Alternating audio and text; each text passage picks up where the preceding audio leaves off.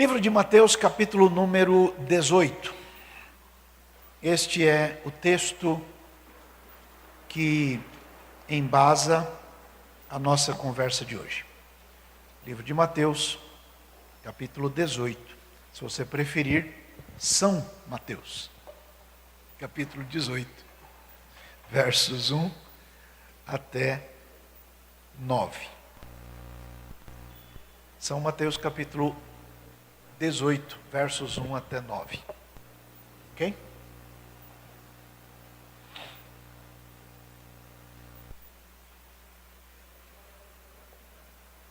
Diz assim: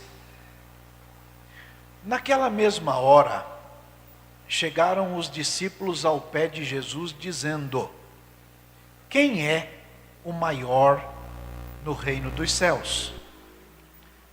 E Jesus, chamando um menino, o pôs no meio deles e disse: em verdade vos digo que, se não vos converterdes e não vos fizerdes como meninos, de modo algum entrareis no reino de Deus, ou no reino dos céus.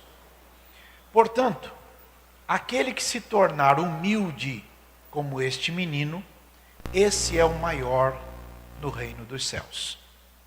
E qualquer que receber em meu nome um menino tal como este, a mim me recebe.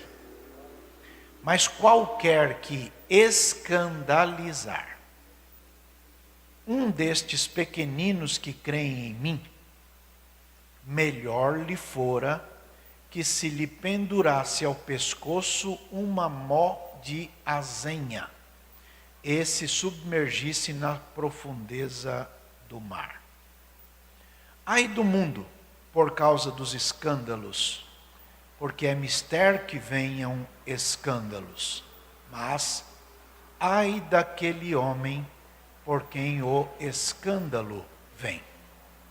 Portanto, se a tua mão ou o teu pé te escandalizar, corta-o e atira-o para longe de ti. Melhor te é entrar na vida coxo ou aleijado, do que tendo duas mãos ou dois pés, seres lançado no fogo eterno. E, se o teu olho te escandalizar, arranca-o e atira-o para longe de ti. Melhor te é entrar na vida com um só olho, do que tendo dois olhos, seres lançado no fogo do inferno. Vede, não desprezeis algum destes pequeninos, porque eu vos digo que os seus anjos nos céus sempre veem a face do meu Pai que está nos céus. Amém? Amém? Querem ler? Dá para ler com a máscara mesmo? Tá? Então vamos lá. De 1 a 10, todos juntos.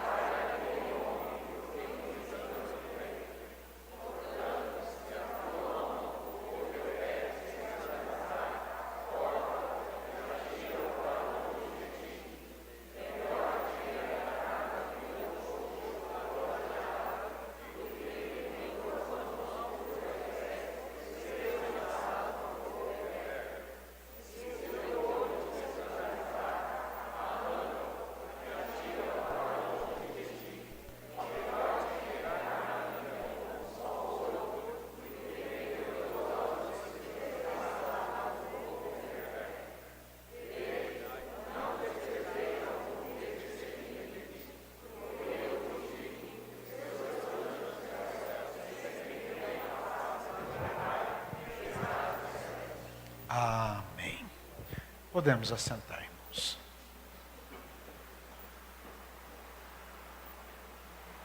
Bom, o Espírito Santo revela Cristo. Por esta razão, todo aquele que é colocado por Jesus ou pelo Espírito Santo no santo ministério, deve apontar sempre o caminho para os crentes para seguirem a Cristo. A fala, a mensagem, o ensino, o modo de vida, tudo deve ser visando revelar Cristo, mostrando Jesus e apresentando as Escrituras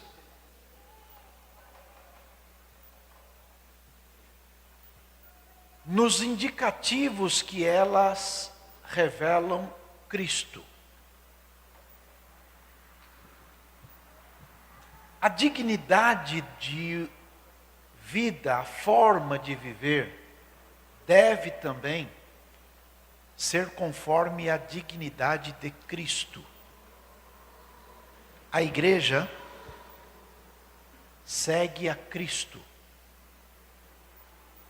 E todos nós devemos ter sempre bem claro isto. Nós seguimos a Cristo. Há uma música muito antiga, um hino muito antigo, que diz: estou seguindo a Cristo nos santos caminhos, no santo caminho que vai para o céu. Passei por outro caminho, mas felicidade não encontrei. Não tenho mais saudade dos tristes caminhos por onde passei. Felicidade é Cristo e hoje Ele mora no meu coração. A igreja segue Cristo. Pastor prega Cristo. Nossa vida deve mostrar, revelar a dignidade de Cristo. Está claro aí, pessoal? Sim ou não? Bom, já que é assim, precisamos então pensar na instrução de Cristo. E hoje estava em casa, quando me sentei no escritório para preparar a mensagem, me veio ao coração um pequeno verso, escrito em Mateus capítulo 5, verso 8. Queria que você olhasse. Olha o que Jesus disse: bem-aventurados os limpos de coração. Por quê? Porque esses limpos de coração verão a Deus. Logo, o que não é limpo de coração se lascou. Entenderam bem? Sim ou não? Sim. Então diga aí: feliz, bem-sucedido, ou bem-aventurado é quem tem o coração limpo. Por quê? Quem tem o coração limpo, diga aí, quem tem o coração limpo, verá a Deus. Quem não tem, diga, está lascado. Entenderam bem? Bom, o Espírito Santo sempre lembra a igreja sobre esta verdade que é inegociável. Coração do crente que almeja o céu, que quer entrar na glória com o Senhor, precisa ser um coração limpo. Os adolescentes, tempos atrás, quando viam alguém muito bravo, diziam: seu coração está peludo. Mas veja, vai lá na carta de Tiago, capítulo 4, verso 6. O Tiago era pastor da igreja em Jerusalém. Pedro se tornou o líder de todo o colégio, mas em cada região tinha um pastor. O Tiago cuidava da igreja em Jerusalém. Capítulo 4, verso 6, diz que Deus dá maior graça, e este Deus que dá maior graça informa para a gente que Ele, Deus, resiste gente soberba, nariz empinado, que acha que é melhor que todo mundo.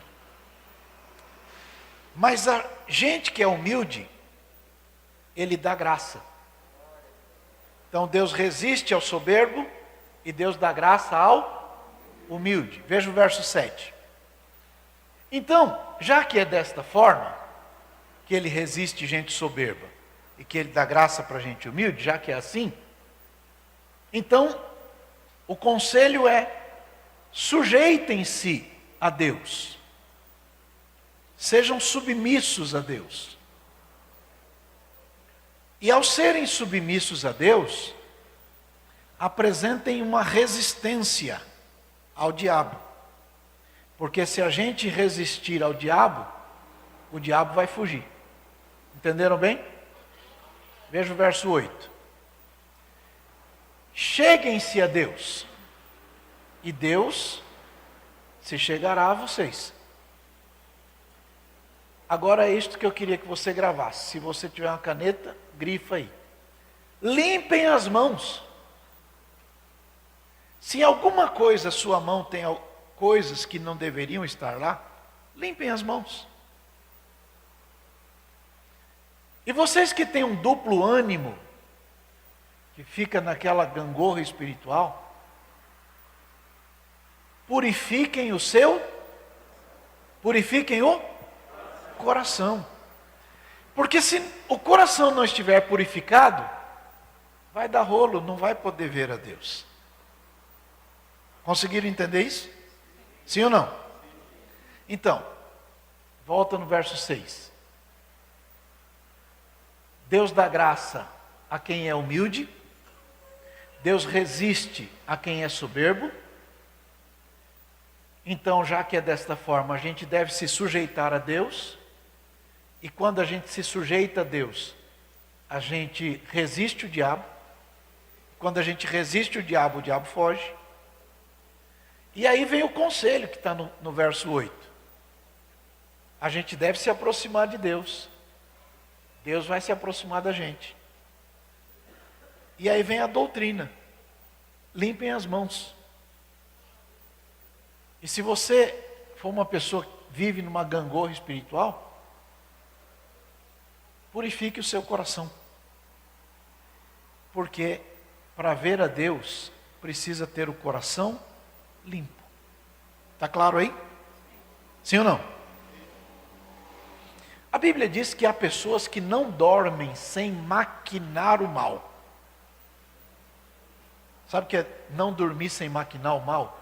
É planejar como vai prejudicar alguém.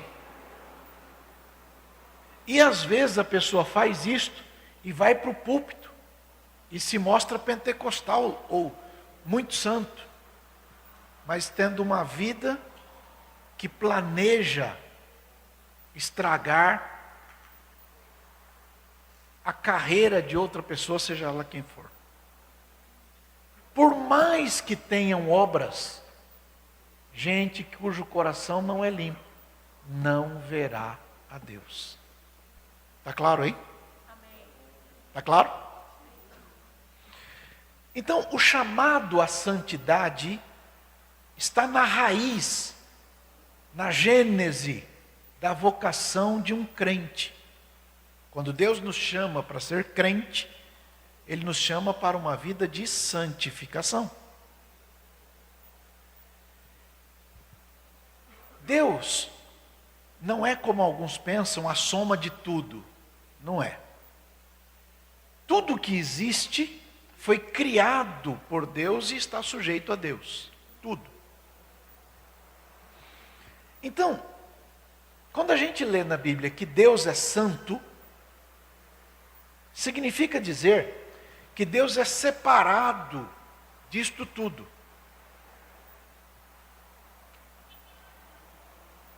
E como Ele é separado disto tudo, separado do mundo, porque foi Ele quem fez o mundo, Criador de tudo, então tudo se submete a Ele. Tudo está sujeito a Ele. Mas quando Deus nos chama para a santidade, a nós, também significa estar separado. Mas não é só estar separado. É estar separado para cumprir um propósito. Isto é santidade. Entenderam bem? Então, no nosso caso, não é só ficar separado. Porque se fosse só ficar separado, qualquer monge de qualquer coisa seria santo. Mas não é isto. É estar separado para cumprimento de um propósito, de uma finalidade. Então veja. Quando Deus chamou um povo para ser santo, Deus o convidou para ser diferente do mundo. Por isso ele diz, quando vocês entrarem nesta terra aí, guardem-se de não serem iguais a eles.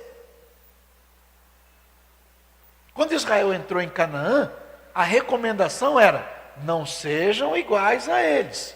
Porque eu estou tirando a terra deles exatamente porque eles são do jeito que são. E agora vocês vão entrar lá, não sejam como eles. Era um povo separado, um povo consagrado para Deus. E isto era um sinal para os outros povos. Esta era a função de Israel. O problema é que, com o tempo, a ingerência humana na interpretação da Bíblia, e isto é um perigo, provoca uma dose de arrogância. Tanto que Jesus conversa com um grupo de fariseus dizendo, vocês fazem isto, isto e isto, e ficam aí arrogantes. Vocês deviam fazer isto, mas não deviam esquecer daquilo. E ele diz, vocês dizimam do coentro, do cominho, da hortelã, ficam todo achando que são melhores que todo mundo. Vocês estão esquecendo do mais importante da lei, que é justiça, misericórdia e fé. Entenderam bem? Então, a arrogância humana leva as pessoas a acharem que o seu modo de vida, alheio à humildade, pode fazê-lo chegar a algum lugar, e não é assim. Vai na primeira carta aos Coríntios, capítulo 1, verso 29. Primeira carta aos Coríntios, capítulo 1, verso 29. O desejo de Deus é que ninguém, nenhuma pessoa, se glorie perante Ele. Ninguém pode chegar diante de Deus de nariz empinado, dizendo, não, eu sou o cara. Bota o dedo no nariz de Deus, o senhor tem que fazer, porque olha o que eu faço aqui, eu subo lá e eu vou de joelho não sei para onde, eu sacrifico não sei o quê. Então, nenhuma carne pode se gloriar diante de Deus. Veja o verso 30. Mas o que entregou a vida para Deus é de Deus, em Jesus. É de Deus em Jesus. Porque este Jesus foi feito por Deus, para nós, sabedoria, justiça, santificação e redenção. Então Deus fez para nós que Jesus Cristo fosse feito sabedoria, justiça, santificação e redenção. Veja o verso 31. Para quê? Para que as pessoas que quiserem se gloriar, devem se gloriar no Senhor. Entenderam bem? Sim ou não? Então veja. Paulo estava se referindo àquilo que o Jeremias escreveu. Vai lá no livro do profeta Jeremias, capítulo 9, verso 23. Jeremias 9, 23. Assim diz o Senhor: não se glorie o sábio na sua sabedoria. Primeiro ponto. O sábio não pode se gloriar na sua sabedoria. Segundo, não se glorie o forte na sua força. Forte não pode se gloriar na sua força. Não se glorie o rico na sua riqueza. O rico não pode se gloriar naquilo que tem. Aliás, Jesus disse que a vida do homem não consiste no que ele tem. A vida de um homem não consiste nos seus bens. Não consiste. Não é porque alguém tenha muita coisa que as pessoas sejam alguma coisa. É o que Jesus falou. Veja o próximo, verso 24. O que se gloriar, glorie-se nisto. Então, o que é gloriar-se no Senhor? 1. Fica feliz porque você conhece a Deus.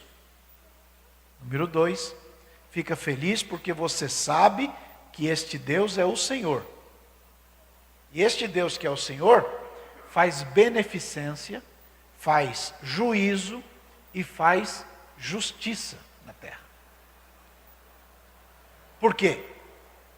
Justiça, beneficência e juízo são as coisas que agradam a Deus. O que agrada a Deus? Beneficência, que é a misericórdia, juízo e justiça. Entenderam bem, sim ou não? Agora veja.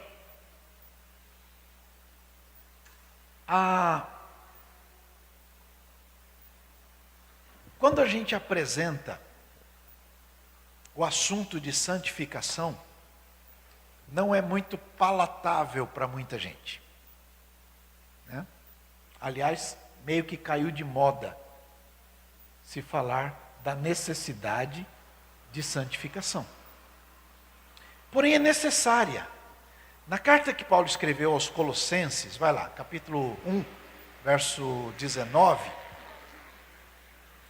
o Paulo está demonstrando que Deus, o Pai, revelou a divindade toda em Cristo. Toda a plenitude da divindade estava em Cristo. Agora, qual é a motivação, qual é a razão disso? Verso 19. Porque foi do agrado do Pai que toda a plenitude nele habitasse. Então, toda a plenitude da divindade, toda, estava em Cristo. Verso 20. E que havendo por ele, por Cristo, por meio de Jesus, feito a paz pelo sangue da sua cruz, por meio de Jesus, reconciliasse com ele mesmo, Deus, todas as coisas, tanto as que estão na terra como as que estão nos céus. Isso aí é uma referência da rebelião angelical. A Bíblia diz que Deus encontrou loucura nos anjos, tanto que um deles lá levou a terça parte. Bom, verso 21. A vós também, que no outro tempo, vocês eram estranhos, vocês eram inimigos no entendimento. E por que eram inimigos? Por causa do jeito de viver, a forma de vida, as tratativas da vida, as obras da vida, eram coisas más, ruins. Mas agora, Deus vos reconciliou. E Ele reconciliou como? No corpo da sua carne, pela morte. Para perante Ele, Jesus, apresentar a nós, que fomos reconciliados, como santos. Então, a nossa santificação vem da onde? Da cruz de Jesus. Está claro aí, gente? Então ele nos apresenta santos, irrepreensíveis e inculpáveis. Se na verdade, aí tem uma condicionante. Se na verdade, permanecerdes fundados e firmes na fé, e não vos moverdes da esperança do evangelho que vocês ouviram. Este evangelho que vocês ouviram foi pregado a toda criatura que há debaixo do céu, e do qual eu, Paulo, estou feito ministro. Verso 24. Então eu fico muito feliz, me regozijo, faço festa, no que padeço por vocês, e na minha carne cumpro o resto das aflições de Cristo pelo seu corpo, que é a igreja. Está claro aí, gente? Então, nesse sentido, a santificação é obra de Jesus, lá na cruz.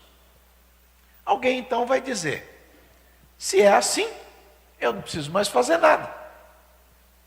É lógica. Porém, não é bem assim. Vamos adiante. Cristo é o cabeça do corpo. Se a cabeça é santa, o corpo é santo. Diga, Cristo é a cabeça da igreja. Se a cabeça é santa, o corpo é santo. Se Cristo é santo, a igreja é santa. Então, quem está na igreja é santo. Alguém vai dizer, instituição, pastor? Não. Tem um monte de coisa que a gente chama de igreja, que na verdade é uma instituição, uma organização. Nem tudo que é organização chamada igreja é de verdade igreja. Está claro? Então, quem é salvo é aquele que está na igreja. Que igreja? O organismo, que é o corpo de Cristo. Alguém está predestinado a ser salvo? Sim. O que está na igreja, no corpo de Cristo. Não na instituição, num CNPJ, numa organização. Mas no corpo de Cristo. Está claro aí, gente? Este corpo de Cristo tem gente de um monte de lugar, de um monte de país, de um monte de denominação. E tem também um monte de gente que está em um monte de organização que não é do corpo de Cristo. Está claro aí, gente? Fala em nome de Cristo, prega em nome de Cristo, expulsa demônio em nome de Cristo, cura doente em nome de Cristo, e faz milagre em nome de Cristo, mas o dia que Jesus chamar e separar bodinho de ovelha, ele vai dizer para o bodinho, some daqui. E vai dizer para a ovelhinha, vem para cá. Aí ele vai dizer para o bodinho, vai. O bodinho vai dizer, mas peraí, no teu nome nós expulsamos demônio? No teu nome nós curamos doente? No teu nome nós profetizamos? Aí Jesus vai dizer, mas eu não conheço vocês. Como é que você pode fazer as coisas no meu nome se eu não conheço vocês? Ele fez, está feito. Mas o fato de fazer precisa ter também a legitimidade. Então nem todo mundo que está institucionalmente naquilo que a gente chama de igreja, está de fato no corpo de Cristo. Está claro aí, gente? Sim ou não? Esta dói na canela, né? Mas precisa ser assim. Agora, veja. A santidade que o Senhor nos deu precisa ser manifestada na nossa maneira de viver. Como eu sou santo, sede vós também santos em toda a vossa maneira de viver. Está claro aí? Veja. É a santidade do próprio Cristo, de Jesus, em nós, que deve ser manifestada para que a gente não se frustre, por causa da nossa incapacidade humana. Paulo diz, o bem que eu quero fazer eu não faço, mas o mal que eu não quero fazer está sempre diante de mim. Por isso eu me esbofeteio, eu me bato. É o que Paulo fala. Entenderam bem, sim ou não? Agora veja. Quando a frustração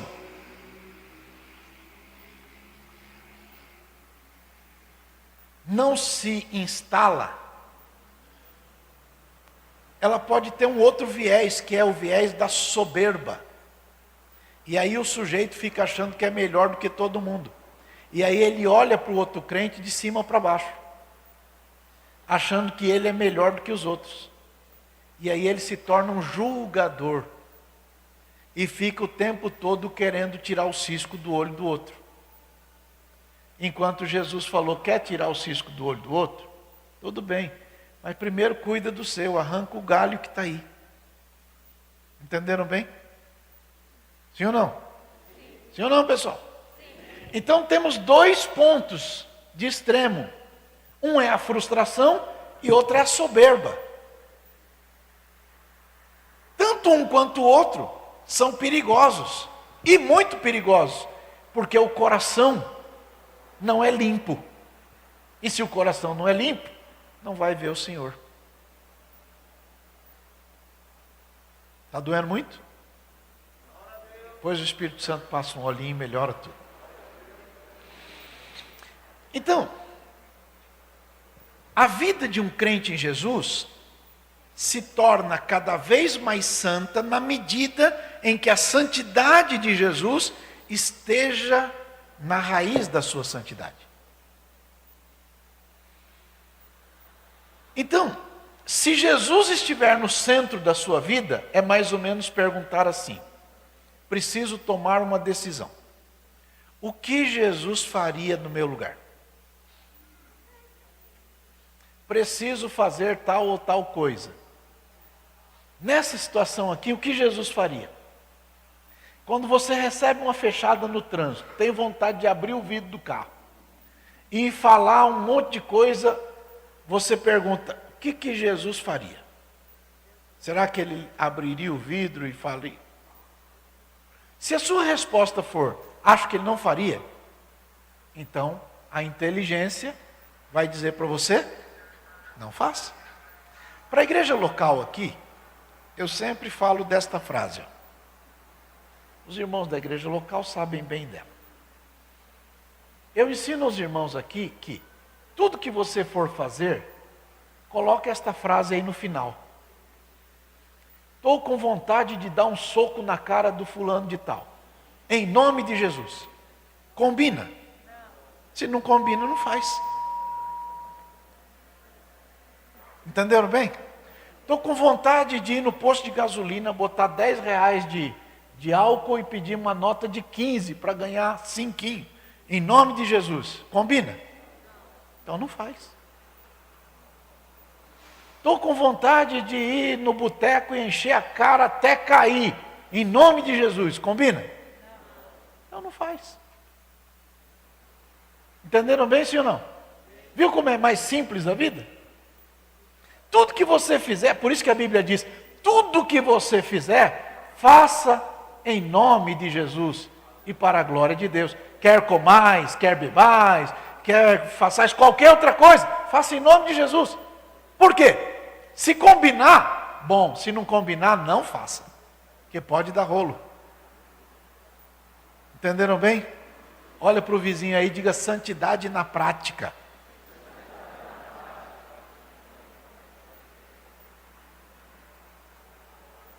Estou com vontade de dar um cano no trabalho e depois pegar um atestado e dizer para o meu chefe que eu estava com, sei lá, qualquer problema.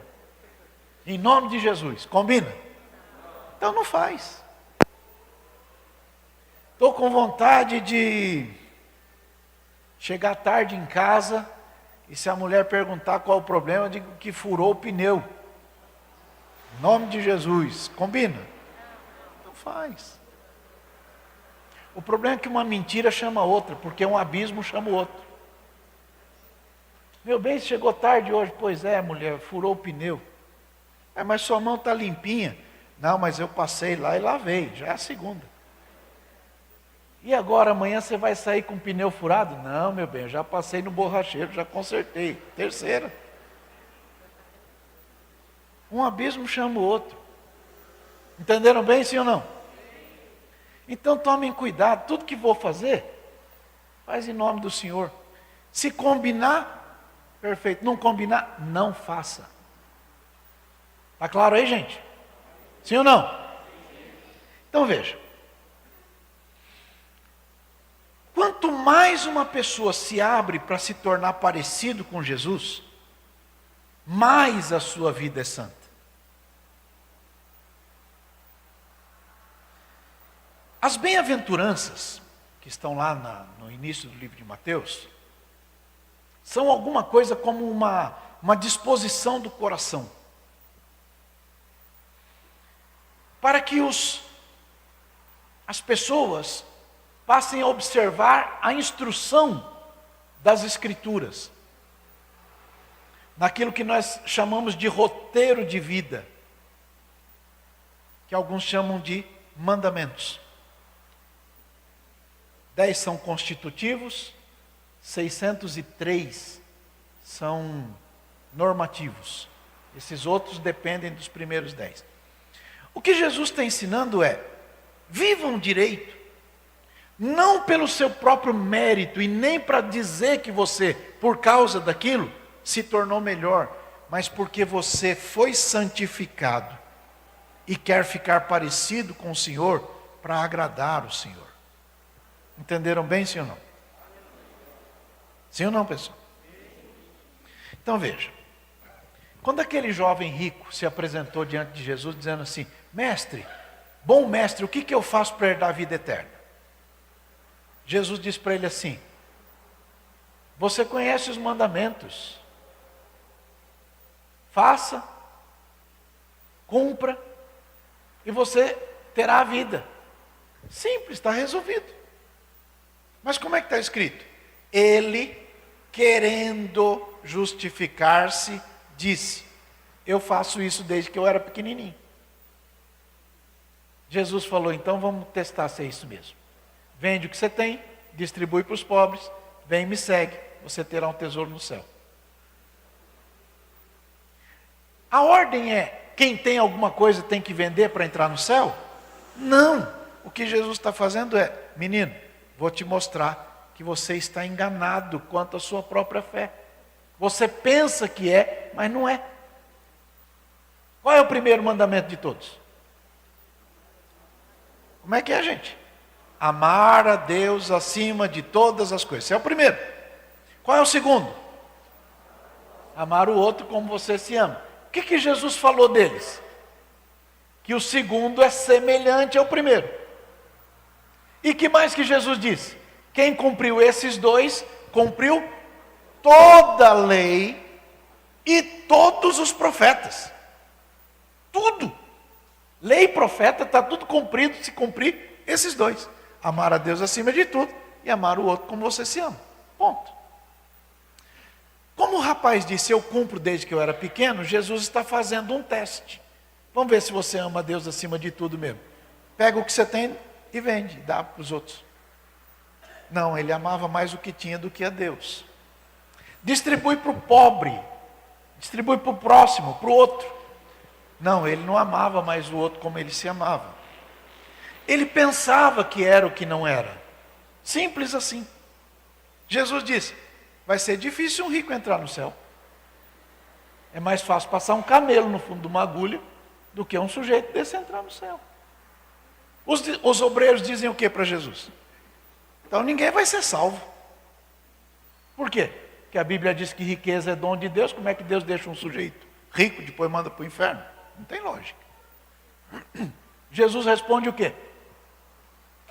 O que é impossível para os homens é possível para Deus. Do que ele está falando? De salvar rico. Se para os homens é impossível a salvação do rico, para Deus não é. Aí ele tem que provar o que fala. É no mesmo texto. Ele sai dali e vai para onde? Jericó. No meio do caminho encontra quem? Bartimeu. Cego e pobre. Salvou o Bartimeu, cego e pobre. Saiu do Bartimeu, foi para onde? Mesmo texto. Entrou em Jericó. Parou debaixo da árvore. Mandou o Zaqueu descer. Foi para a casa do Zaqueu. Jesus falou para o Zaqueu que ele tinha que dar alguma coisa para alguém? Jesus falou para o Zaqueu que ele tinha que vender o que tinha e distribuir para os outros? Jesus falou para o Zaqueu que Zaqueu tinha que reparar alguma coisa? Não. Jesus entrou na casa do Zaqueu, o Zaqueu ficou feliz com aquilo e disse assim: hoje mesmo eu vou pegar metade do que tem e vou distribuir para a turma aí. E se alguém tiver alguma queixa aí, e disser que eu peguei alguma coisa, eu devolvo 4 vezes mais. Ele acabou a frase, o que Jesus falou depois disso? Hoje veio salvação a esta casa. Por quê? Porque o bolso dele se converteu. Simples. Entenderam bem, sim ou não? Não há nada maior ou que fica no meio do caminho entre ele e Deus. Está claro aí, gente? Agora veja. A disposição do coração que Jesus mostra nas bem-aventuranças, Jesus chama isso de pobre de espírito. Por isso que é bem-sucedido o pobre de espírito. Ele também chama de fome e sede de justiça, porque essa pessoa será farta. Então, nas bem-aventuranças são apresentadas a salvação e o convite para uma alegria que não tem fim. Então, como ninguém se torna puro por adição, né? Ninguém se torna puro adicionando alguma coisa. A gente só torna puro tirando alguma coisa. Tá certo? Imagina uma água que foi contagiada ou contaminada por metais pesados, por exemplo. A água não é purificada quando você adiciona alguma coisa a ela. A água não é purificada quando você põe cloro nela. A água é purificada quando você tira dela o que a contaminou. Da mesma forma o coração. O coração humano não é purificado quando se acrescenta alguma coisa. O coração humano é purificado quando se tira dele alguma coisa. Por isso que Jesus falou, o que contamina o homem não é o que entra pela boca. O que contamina o homem é o que sai da boca. Porque o que sai da boca procede de onde? Do coração. Porque do coração procede homicídio, adultério, traição, e tudo que não presta procede do coração do homem. Então, a purificação significa tirar de lá alguma coisa. E o que está lá que o deixa impuro? A isso a Bíblia chama de pecado. Tá certo? Então vamos adiante por causa da hora. Apenas a título de exemplo, se nós estivermos com o coração livre de impurezas, a gente verá a Deus. Mas se o coração não estiver livre de impureza, vai dar rolo. Está claro aí? Sim ou não? Então, essas impurezas são armazenadas, estocadas ao longo dos anos. E elas vão criando lá departamentos, ou armários, ou sei lá o quê, almoxarifado, de porcaria. E purificar o coração é limpar isso aí. Se remover isto, as coisas começam a melhorar. Então, veja Apocalipse 21, verso 8, e depois o verso 27. Primeiro 8. Quanto aos tímidos, incrédulos, abomináveis, homicidas, fornicadores, feiticeiros, idólatras, e olha aquela última palavra lá, ó, mentirosos, a sua parte é lá no caldeirão do encardido. Tá certo? Veja o verso 27. Não vai entrar lá na cidade do Senhor qualquer coisa que contamine aquela cidade. Não vai dar para entrar lá. E aquelas coisas que estão descritas no verso 8, contaminam, então não vai entrar lá. Olha lá de novo, ó. Mentira, tá vendo lá? Tem gente que virou escravo da própria mentira. Mentiu tanto que agora ele próprio acredita na mentira. E esse é o problema. A mentira vai deixar um punhado de gente complicada. Por isso a gente deve andar na verdade, porque é a verdade quem liberta. Nada pode contra a verdade, senão a própria verdade. Não é assim que está escrito? Então veja. Vai em Apocalipse 22 agora, verso 14. 22, 14. Felizes, ou bem-sucedidos, ou bem-aventurados, aqueles que lavam as suas vestiduras no sangue do Cordeiro, para que tenham direito à árvore da vida e possam entrar na cidade pelas portas. Bom, só que vão ficar de fora um grupo. E quais identificações desse grupo? Cães, quando você lê na Bíblia cães, é mau obreiro, pastor fraudulento, isso é cão. Ficam fora cães, feiticeiro. O que é feiticeiro? É o divisor, o que divide, o que comete divisão, é feiticeiro. Prostitutos, homicidas, idólatras, e olha lá de novo, qualquer que ama e comete a mentira é uma desgraça. E o problema é que algumas parecem muito inocentes. Mamãe, me dá um bis. Não tem. Aí o menino vai lá dentro do armário e encontra a caixinha do bis e diz, mamãe mentiu. O que está sendo ensinado para ele? Quando Abraão pediu para a mulher dele mentir, o segmento do ministério dele foi complicado, porque como é que a esposa vai acreditar no ministério do marido que manda ela mentir?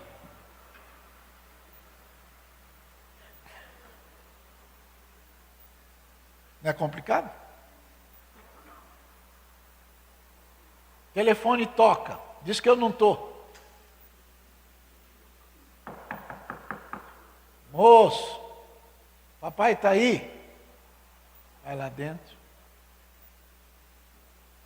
Volta. O pai falou para dizer que ele não está não.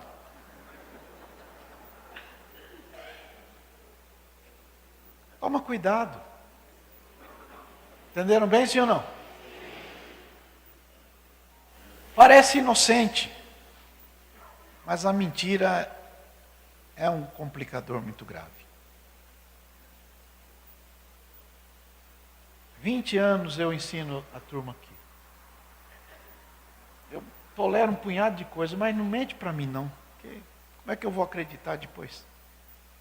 Eu vou pensar que está mentindo de novo. Entenderam? Sim ou não, pessoal?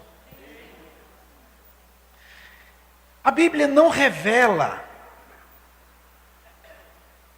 como se dará esta dificuldade. Porém, a Bíblia revela o perigo da prática consciente, da prática deliberada do pecado. Se no céu não tem lugar para méritos humanos, não tem mesmo, quanto mais lugar para vícios do pecado, ficam de fora. Então, desta forma, nós temos que uma pessoa, para ver a Deus, precisa estar livre das coisas que contaminam o seu coração. E remover de lá todas as coisas que mancham. Então, de posse dessas informações, vamos voltar à leitura do capítulo 18 de Mateus, que lemos ao início. E vamos identificar algumas coisas importantes e seguirmos para o final. Veja. Os discípulos de Jesus fazem uma pergunta. Lá no céu, quem é o maior? Resposta de Jesus. Pega um menino, traz ali para o meio e diz assim: se vocês não se converterem, e se vocês não se tornarem como esta criança, vocês não vão entrar lá no reino dos céus.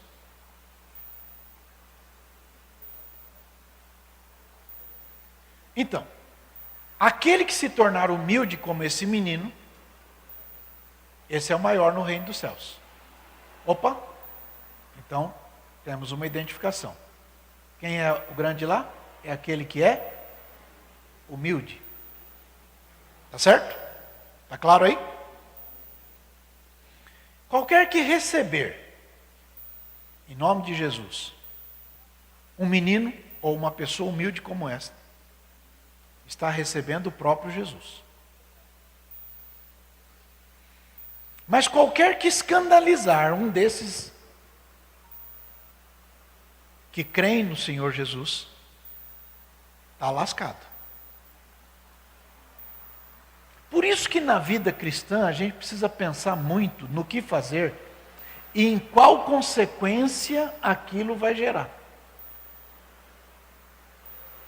Imagina que o sujeito é crente, tem carteirinha de pastor e também é eletricista.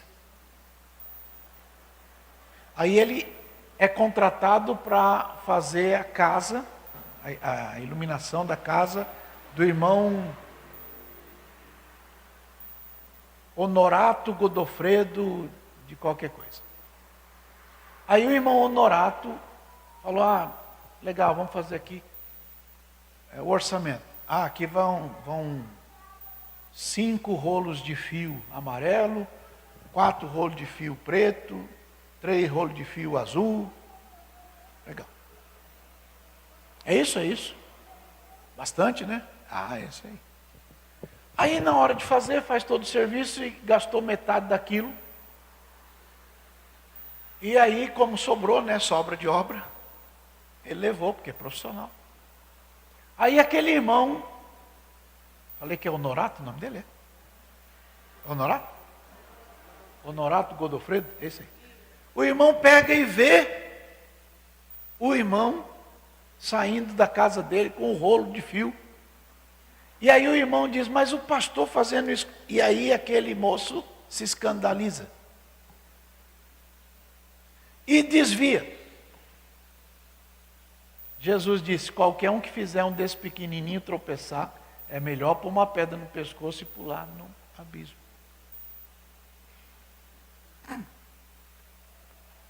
Entenderam bem, sim ou não? Olha para o vizinho e diga, vida de crente é uma vida de gente séria.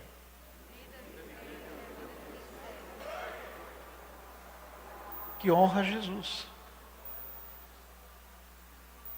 Foi contratado para fazer tal coisa? Faça direitinho. Não sabe fazer? Estou aprendendo, vou aprender ainda, vou melhorar. Mas seja sério. Entenderam bem, sim ou não? Vamos adiante.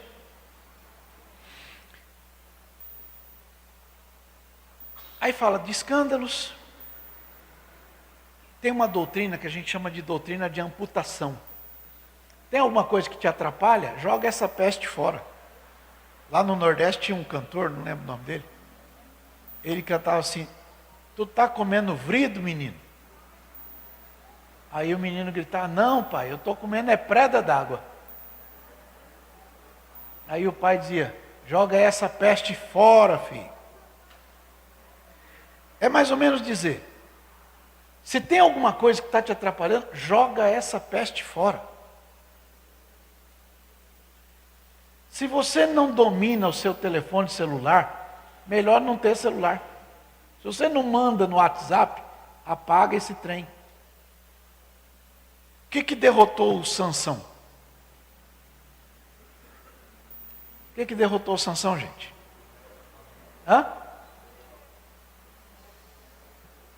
Quem derrotou o Sansão não foi a Dalila, foi o mel. Um dia o Sansão saiu, o leão veio e o Sansão matou o leão. Depois ele passou no mesmo caminho, desviou do caminho e foi ver o leão que ele tinha matado. Dentro do corpo do leão tinha uma colmeia. Na colmeia tinha mel, ele pegou e comeu o mel. O que isso tem a ver, pastor? É que ele era nazireu. Nazireu não pode tocar no cadáver. Na hora que ele fez isso, desobedeceu a Deus. A Bíblia diz, a palavra de Deus diz, cova profunda é a mulher leviana, cairá nela todo aquele contra quem o Senhor se irá.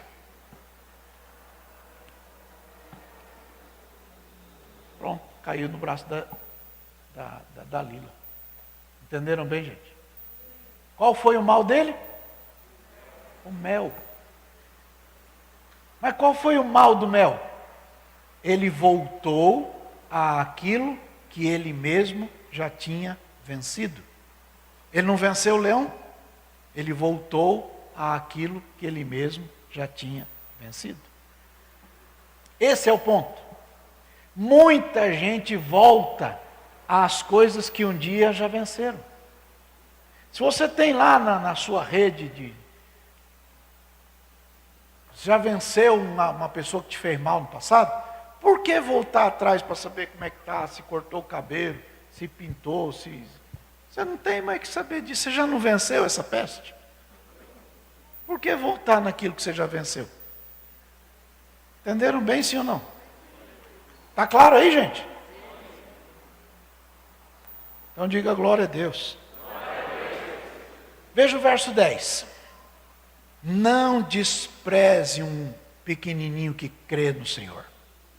Não despreze. Cuidado para você não desprezar alguém que crê em Jesus. Cuidado. Porque vai dar problema. Aí você diz assim, eu não tenho medo desse irmão aí. Se você não tem medo desse irmão, pelo menos tenha medo do pai dele. O pai dele é forte, brigar com o pai dele vai dar problema. Entenderam bem isso? Sim ou não, gente? O ser humano nasce propenso ao pecado, uma vez que lá no Éden deu aquele rolo todo que vocês conhecem. Mas uma criança ainda não está acumulando males no seu coração. E aí, na medida que a pessoa vai crescendo, vai se tornando marrento, né? E vai guardando coisinha no coração. O que Jesus está falando é, lembra como você era criança? Você não guardava essas porcarias no coração? Limpa o seu coração e volta a ser como você era como uma criança. Entenderam bem? Mateus capítulo 19, verso... Ou é 12 ou é 13?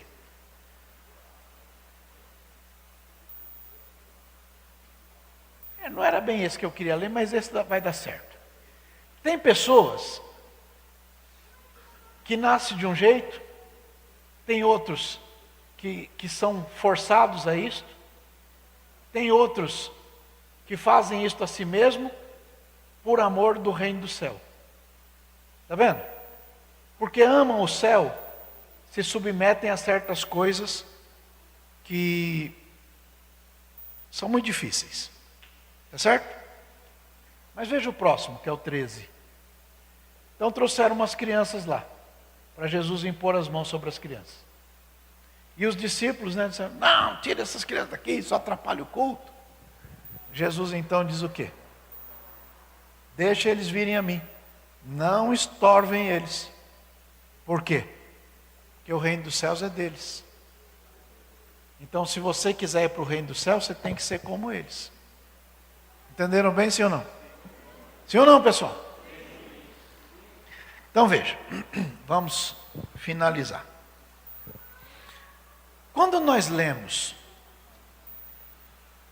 sobre este assunto de santificação, percebemos que pureza e santificação estão no mesmo corpo. Porque quem vê a Deus é quem é puro de coração. Em Hebreus capítulo 12, verso 14, diz, segui a paz com todos e a santificação, sem a qual ninguém verá o Senhor. Está claro aí? Então, Jesus diz que os puros de coração verão a Deus. Então a pureza e a santificação são sinônimos nesse caso. E requerem a separação das coisas deste mundo que contaminam e que trazem problemas. Então quando a gente remove do coração isso, nós agradamos a Deus. Lembra de Jeremias capítulo 4, verso 14? Jeremias 4, 14, diz assim, lava o teu coração. Do quê? Da malícia. Se o seu coração está cheio de malícia, lava o teu coração. Para quê? Para que você seja salvo. Lava o teu coração da maneira, para quê? Para você ser salvo. Até quando vocês permanecerão, vão deixar essas coisas no meio de vocês aí com pensamentos ruins? Se livra disso. Paulo falou dessas coisas. Segunda carta aos Coríntios, capítulo 6, verso 14. 2 Coríntios 6, 14. Não se prendam ao julgo desigual com os incrédulos, ou com os infiéis. Por quê? Como é que você pode fazer uma sociedade de justiça com injustiça? Como é que você pode ter comunhão entre luz e trevas? 15. Como é que pode concordar Cristo e Belial? Como é que tem parte fiel com infiel? 16. Qual o consenso entre o templo de Deus e os ídolos? Vocês são templo do Deus vivente. Neles habitarei, entre eles andarei, eu serei seu Deus, eles serão o meu povo. Olha agora a recomendação. Sai do meio do que não presta. Se apartem do que não presta. Não toquem coisa imunda. E aí eu recebo vocês. Veja o próximo.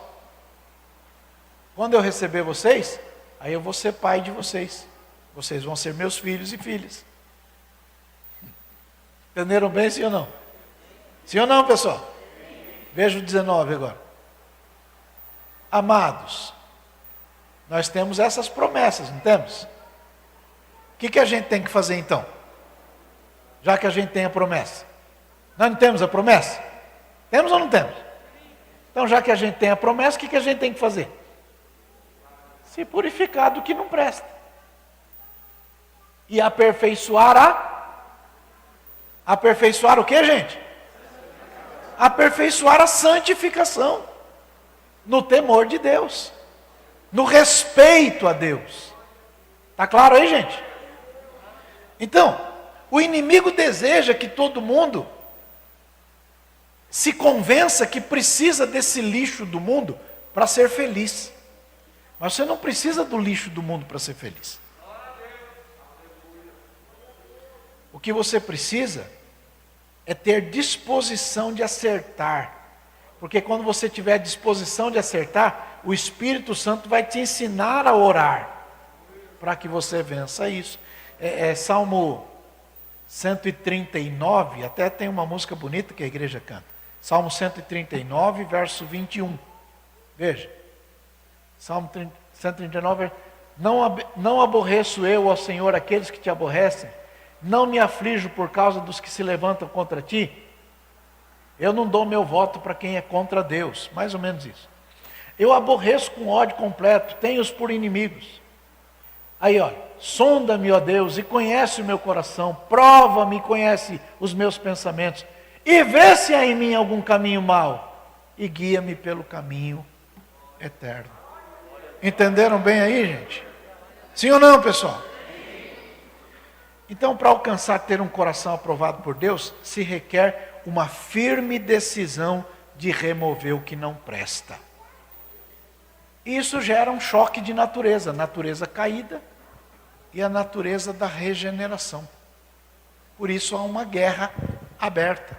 Paulo diz que na carne dele tem uma briga. E aí eu termino com esta ilustração. Imagina você ter dentro do mesmo ringue, né? Como chamava aquele lutador que a turma chamava de Spider-Man? Anderson Silva. Imagina ter dois Anderson Silva dentro do mesmo ringue. Mesma idade, mesmo treinador, tudo igual. Um lutando contra o outro. Quem vai vencer? Quem vai vencer?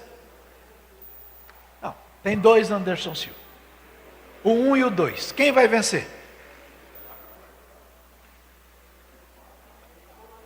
Como é que a Bíblia diz? Aquele que tiver melhor alimentado. Se você alimentar mais a carne vence. Se você alimentar mais o Espírito, pelo Espírito, você mortifica as obras da carne. Então, se você alimenta mais a sua carne, vai ter problema. Mas se você alimentar mais o seu espírito, você vai vencer as obras da carne.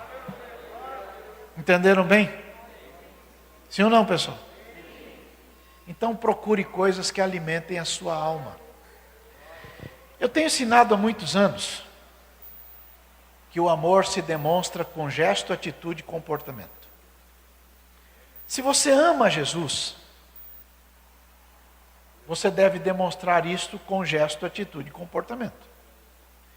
Lucas capítulo 9, verso 23, Jesus disse assim: se alguém quiser vir após mim, negue-se a si mesmo, tome a sua cruz e vem comigo. Por quê? Qualquer um que quiser salvar a própria vida, vai perder. Mas qualquer um que perder a própria vida por amor de mim, vai achar a vida. Por quê? Que aproveita o homem granjear o mundo todo, perdendo ou prejudicando a si mesmo. Então veja, seguir a Jesus requer uma firme decisão de abandonar o pecado. Quando João pregava na beirada do rio, ia ter com ele um montão de gente. E ele dizia: se arrependam, o reino chegou. Aí alguém gritava para ele: o que a gente faz? E ele dizia: você tem 2 túnicas, reparte com o que não tem. Aí vinha um soldado. O soldado dizia: e a gente faz o quê? Não maltrata ninguém, não. Se contente com o seu salário, não fica desviando, não. Aí vinha um funcionário público. E a gente faz o quê? Não seja corrupto. Santidade na prática. Olha bem para o vizinho e diga: conseguiu entender isso? Que Deus abençoe, é a palavra do Senhor. Pastor Maurício, ora Deus. Queria ter mais meia hora, mas não tem. Se você chegou depois do ofertório e não quer ir embora sem ofertar, você tem a oportunidade de fazê-lo agora. Se você entrou no culto remotamente também e não já tinha passado do momento do ofertório, você quer fazê-lo, você está convidado a fazê-lo também. Você pode fazê-lo pela chave Pix, tesouraria.adsm@gmail.com, tesouraria.adsm@gmail.com. Deus vai te abençoar muito. Você será surpreendido para a glória do Senhor. Que Deus te abençoe. tesouraria.adsm@gmail.com. Vamos agradecer ao Senhor pela palavra que Ele enviou. Glórias a Deus. Paz do Senhor, meus irmãos. Valeu a pena vir aqui hoje? Certamente. Senhor Deus e Pai, nós queremos Te louvar, Senhor, pela bênção de estarmos aqui na Tua casa nesta noite. Ó Deus querido, por ter nos ajudado, Senhor amado, a romper todas as dificuldades e podermos aqui presencialmente ouvir a Tua palavra, Senhor. Nós Te agradecemos muito por isso. Também, Senhor amado, Te louvamos pela vida daqueles que estiveram assistindo, Senhor amado, ó Deus amado, este culto, e aqueles que eventualmente assistirão depois. Ó Senhor da glória, que estas palavras possam, Senhor, trazer aos Teus filhos, ó Deus querido, um norte, Senhor, especial, um caminho especial, um entendimento, para que possa, ó Deus querido, dia a dia crescer em graça e em conhecimento, Senhor amado, vencendo as dificuldades. Ó Senhor da glória, que de fato nós possamos, Senhor amado, em Tua palavra caminharmos de cabeça erguida, lutando dia a dia, Senhor, para que possamos, Senhor amado, alcançar os nossos objetivos, que é sempre trazer alegria ao coração do Senhor. Nós Te louvamos pela vida especial do nosso pastor, que tem sido um instrumento grandioso nas Tuas mãos, Senhor, para nos ensinar, para nos orientar. Que o Senhor possa continuar abençoando, guardando e livrando, Senhor. Esta é a palavra em oração nesta noite. Em gratidão em louvor ao teu nome, em nome de Jesus. Amém. Graças a Deus. Glória a Deus. Que Deus os abençoe a todos. Em nome e para a glória de Jesus Cristo. Sejam em tudo prósperos. Tenham um segmento de semana muito abençoado para a glória de Deus. Ao término da impetração da bênção, a banda louva o Senhor e a TV fecha depois que terminar esta canção. Que o amor de Deus, o nosso Pai, que a bendita graça de nosso Senhor e Salvador Jesus Cristo, que a comunhão e as santas e doces consolações do Espírito Santo seja com todos vocês e convosco permaneça para sempre e sempre. Amém. Vão abençoados em nome de Jesus. Os pastores, eu peço que venham para cá um pouquinho, por favor.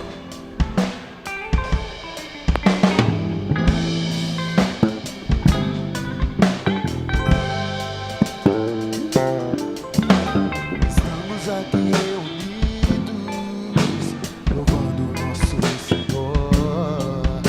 Sabemos que tua presença nos trará paz e amor. Quando eu oro, eu sinto Cristo revestindo-me com seu poder. É por isso que eu fico firme aos pés do Senhor. Estamos aqui reunidos, louvando ao nosso Senhor. Sabemos que sua presença